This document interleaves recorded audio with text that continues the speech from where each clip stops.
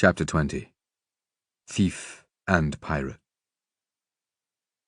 Captain Blood paced the poop of his ship alone in the tepid dusk and the growing golden radiance of the great poop lantern in which a seaman had just lighted the 3 lamps. About him all was peace. The signs of the day's battle had been effaced, the decks had been swabbed, and order was restored above and below. A group of men squatting about the main hatch were drowsily chanting, their hardened natures softened perhaps by the calm and beauty of the night. They were the men of the larboard watch, waiting for 8 bells, which was imminent. Captain Blood did not hear them.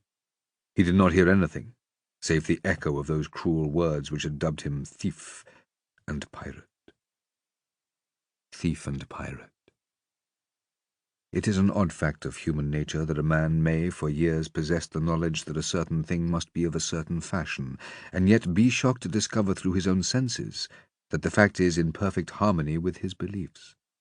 When first 3 years ago at Tortuga he had been urged upon the adventurer's course which he had followed ever since, he had known in what opinion Arabella Bishop must hold him if he succumbed. Only the conviction that already she was forever lost to him, by introducing a certain desperate recklessness into his soul, had supplied the final impulse to drive him upon his rover's course. That he should ever meet her again had not entered his calculations, had found no place in his dreams. They were, he conceived, irrevocably and forever parted. Yet in spite of this, in spite even of the persuasion that to her this reflection that was his torment could bring no regrets, he had kept the thought of her ever before him in all those wild years of filibustering. He had used it as a curb not only upon himself, but also upon those who followed him. Never had buccaneers been so rigidly held in hand, never had they been so firmly restrained, never so debarred from the excesses of rapine and lust that were usual in their kind as those who sailed with Captain Blood. It was, you will remember, stipulated in their articles that in these, as in other matters, they must submit to the commands of their leader. And because of the singular good fortune which had attended his leadership, he had been able to impose that stern condition of a discipline unknown before among buccaneers. How would not these men laugh at him now, if he were to tell them that this he had done out of respect for a slip of a girl of whom he had fallen romantically enamored? How would not that laughter swell if he added that this girl had that day informed him that she did not number thieves and pirates among her acquaintance? Thief and pirate. How the words clung, how they stung and burnt his brain. It did not occur to him, being no psychologist, nor learned in the tortuous workings of the feminine mind, that the fact that she could bestow upon him those epithets in the very moment and circumstances of their meeting was in itself curious. He did not perceive the problem thus presented, therefore he could not probe it. Else he might have concluded that if in a moment in which by delivering her from captivity he deserved her gratitude, yet she expressed herself in bitterness, it must be because that bitterness was anterior to the gratitude and deep-seated. She had been moved to it by hearing of the course he had taken. Why? It was what he did not ask himself, or some ray of light might have come to brighten his dark, his utterly evil despondency. Surely, he might have reasoned, nothing short of this could have moved her to such a degree of bitterness and scorn as that which she had displayed. That is how you will reason. Not so, however, reasoned Captain Blood. Indeed, that night he reasoned not at all. His soul was given up to conflict between the almost sacred love he had borne her in all these years and the evil passion which she had now awakened in him. Extremes touch, and in touching may for a space become confused, indistinguishable. And the extreme of love and hate were tonight so confused in the soul of Captain Blood that in their fusion they made up a monstrous passion. Thief and pirate.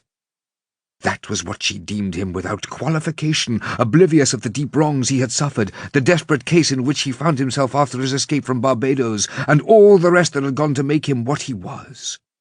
That he should have conducted this filibustering with hands as clean as were possible to a man engaged in such undertakings had also not occurred to her as a charitable thought with which to mitigate her judgment of a man she had once esteemed. She had no charity for him, no mercy. She had summed him up, convicted him, and sentenced him in that one phrase. He was thief and pirate in her eyes, nothing more, nothing less. What then was she? What are those who have no charity? He asked the stars. Well, as she had shaped him hitherto, so let her shape him now. Thief and pirate she had branded him. She should be justified. Thief and pirate should he prove henceforth, no more, no less, as bowelless, as remorseless as all those others who had deserved those names. He would cast out the maudlin ideals by which he had sought to steer a course, put an end to this idiotic struggle to make the best of two worlds. She had shown him clearly to which world he belonged.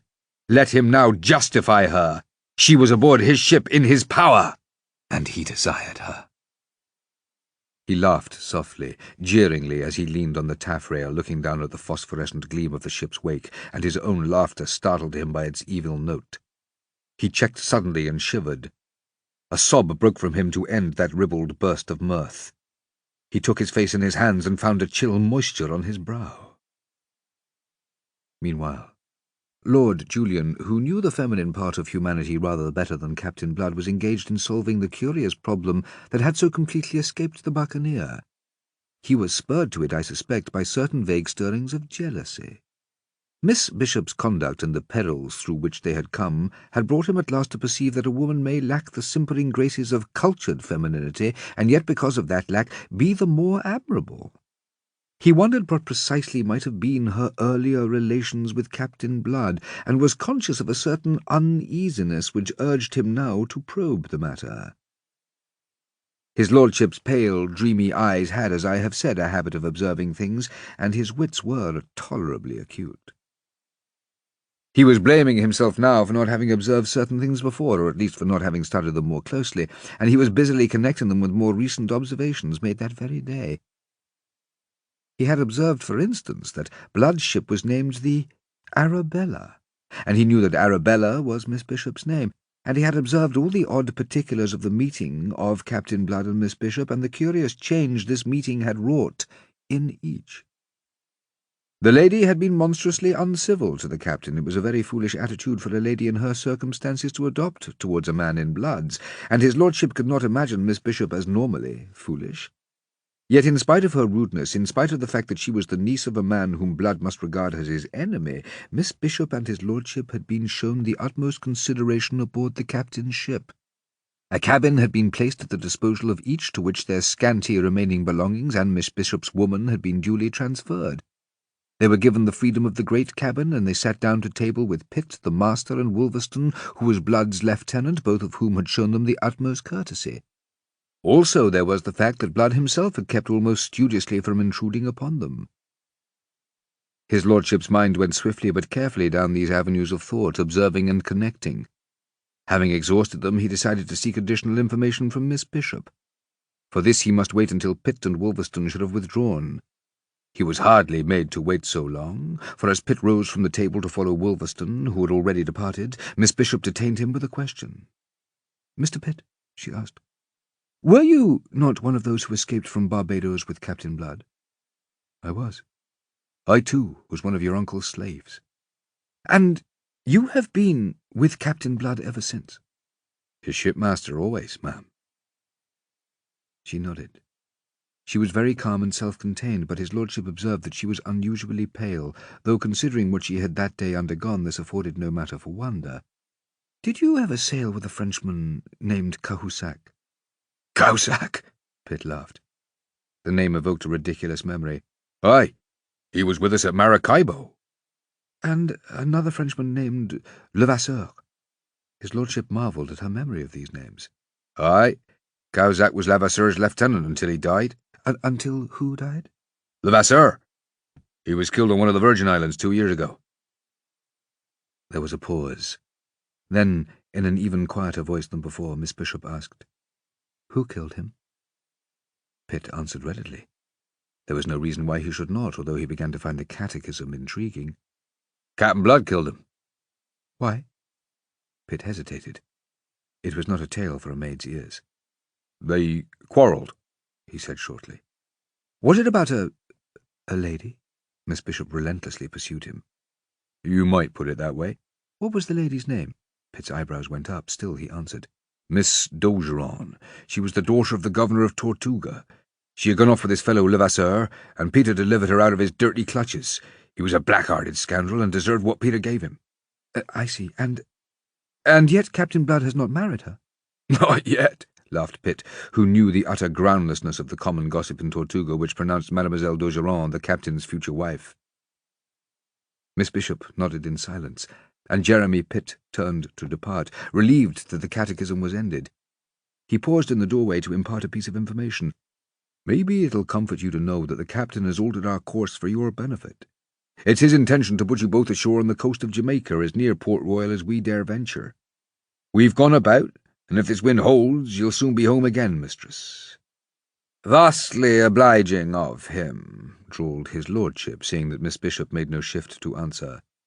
Sombre-eyed she sat, staring into vacancy. Indeed, you may say so, Pitt agreed. He's taken risks that few would take in his place. But that's always been his way. He went out, leaving his lordship pensive, those dreamy blue eyes of his intently studying Miss Bishop's face for all their dreaminess, his mind increasingly uneasy. At length Miss Bishop looked at him and spoke. Your Cahusac told you no more than the truth, it seems. I perceive that you are testing it, said his lordship. I am wondering precisely why. Receiving no answer, he continued to observe her silently, his long tapering fingers toying with a ringlet of the golden periwig in which his long face was set. Miss Bishop sat bemused, her brows knit, her brooding glance seeming to study the fine Spanish point that edged the tablecloth. At last his lordship broke the silence. "He amazes me, this man," said he in his slow, languid voice that never seemed to change its level. "That he should alter his course for us is in itself matter for wonder, but that he should take a risk on our behalf, that he should venture into Jamaica waters, it amazes me, as I have said." Miss Bishop raised her eyes and looked at him. She appeared to be thoughtful, then her lip flickered curiously, almost scornfully, it seemed to him. Her slender fingers drummed the table. "What is still more amazing is that he does not hold us to ransom," said she at last. "It's what you deserve." "Oh, and why, if you please?" "For speaking to him as you did." "I usually call things by their names." "Do you? Stab me, I shouldn't boast of it. It argues either extreme youth or extreme foolishness." His lordship, you see, belonged to my Lord Sunderland's school of philosophy. He added after a moment, "So does the display of ingratitude." A faint colour stirred in her cheeks. "Your lordship is evidently aggrieved with me. I am disconsolate. I hope your lordship's grievance is sounder than your views of life. It is news to me that ingratitude is a fault only to be found in the young and the foolish." "I didn't say so, ma'am." There was a tartness in his tone evoked by the tartness she had used. "If you would do me the honour to listen, you would not misapprehend me, for if, unlike you, I do not always say precisely what I think, at least I say precisely what I wish to convey. To be ungrateful may be human, but to display it is childish." I don't think I understand." Her brows were knit. "How have I been ungrateful, and to whom?" "To whom? To Captain Blood. Didn't he come to our rescue?" "Did he?" Her manner was frigid. "I wasn't aware that he knew of our presence aboard the Milagrosa." His lordship permitted himself the slightest gesture of impatience. "You are probably aware that he delivered us," said he, "and living as you have done in these savage places of the world, you can hardly fail to be aware of what is known even in England. Now this fellow Blood strictly confines himself to making war upon the Spaniards, so that to call him a thief and pirate, as you did, was to overstate the case against him at a time when it would have been more prudent to have understated it." "Prudence?" Her voice was scornful. "What have I to do with prudence?" "Nothing, as I perceive, but at least study generosity. I tell you frankly, ma'am, that in Blood's place I should never have been so nice. Sink me, when you consider what he has suffered at the hands of his fellow countrymen, you may marvel with me that he should have troubled to discriminate between Spanish and English. To be sold into slavery, ugh!" His lordship shuddered. "And to a damned colonial planter!" he ejected abruptly. "I beg your pardon, Miss Bishop. For the moment you were carried away by your heat in defence of this sea-robber." Miss Bishop's scorn was almost fierce. His lordship stared at her again. Then he half closed his large pale eyes and tilted his head a little. "I wonder why you hate him so," he said softly. He saw the sudden scarlet flame upon her cheeks, the heavy frown that descended upon her brow. He had made her very angry, he judged, but there was no explosion. She recovered. "Hate him? Lord, what a thought! I don't regard the fellow at all."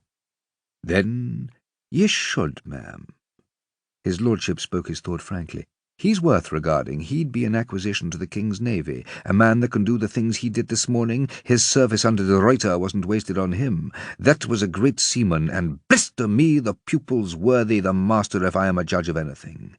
I doubt if the Royal Navy can show his equal. To thrust himself deliberately between those two at point-blank range and so turn the tables on them, it asks courage, resource, and invention. And we, land-lubbers, were not the only ones he tricked by his manoeuvre. That Spanish admiral never guessed the intent until it was too late, and blood held him in check. A great man, Miss Bishop. A man worth regarding." Miss Bishop was moved to sarcasm. "You should use your influence with my Lord Sutherland to have the King offer him a commission." His lordship laughed softly. "Faith, it's done already. I have his commission in my pocket." And he increased her amazement by a brief exposition of the circumstances. In that amazement he left her, and went in quest of blood. But he was still intrigued. If she were a little less uncompromising in her attitude towards blood, his lordship would have been happier. He found the captain pacing the quarter-deck, a man mentally exhausted from wrestling with the devil, although of this particular occupation his lordship could have no possible suspicion. With the amiable familiarity he used, Lord Julian slipped an arm through one of the captain's and fell into step beside him. "What's this?" snapped Blood, whose mood was fierce and raw. His lordship was not disturbed. "I desire, sir, that we be friends," he said suavely. "That's mighty condescending of you." Lord Julian ignored the obvious sarcasm. "It's an odd coincidence that we should have been brought together in this fashion, considering that I came out to the Indies especially to seek you." "You're not by any means the first to do that," the other scoffed. "But they've mainly been Spaniards, and they hadn't your luck." "You misapprehend me completely," said Lord Julian, and on that he proceeded to explain himself and his mission. When he had done, Captain Blood, who until that moment had stood still under the spell of his astonishment, disengaged his arm from his lordship's, and stood squarely before him. "You're my guest aboard this ship," said he, "and I still have some notion of decent behaviour left me from other days, thief and pirate though I may be. So I'll not be telling you what I think of you for daring to bring me this offer, or of my Lord Sunderland, since he's your kinsman, for having the impudence to send it. But it does not surprise me at all that one who is a minister of James Stuart's should conceive that every man is to be seduced by bribes into betraying those who trust him." He flung out an arm in the direction of the waist, whence came the half-melancholy chant of the lounging buccaneers. "Again you misapprehend me," cried Lord Julian between concern and indignation. "That is not intended. Your followers will be included in your commission." "And you think they'll go with me to hunt their brethren? The brethren of the coast? On my soul, Lord Julian, it is yourself does the misapprehending. Are there not even notions of honour left in England? Oh, and there's more to it than that even. Do you think I could take a commission of King James's? I tell you, I wouldn't be soiling my hands with it. Thief and pirate's hands, though they be. Thief and pirate is what you've heard Miss Bishop call me today, a thing of scorn and outcast. And who made me that? Who made me thief and pirate?" "If you were a rebel—" his lordship was beginning. "You must know that I was no such thing. No rebel at all. It wasn't even pretended. If it were, I could forgive them.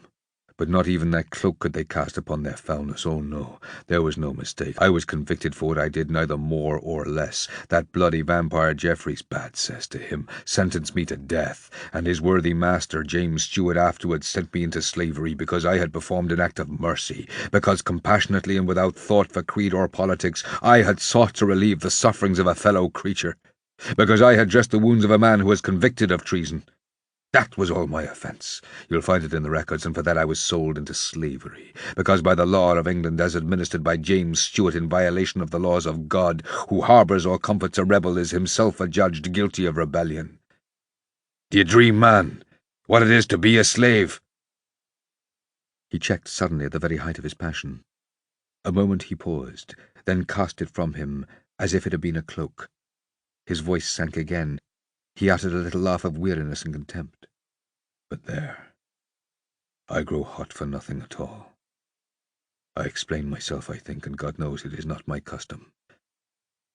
I am grateful to you, Lord Julian, for your kindly intentions. I am so, but you'll understand, perhaps. You look as if you might." Lord Julian stood still.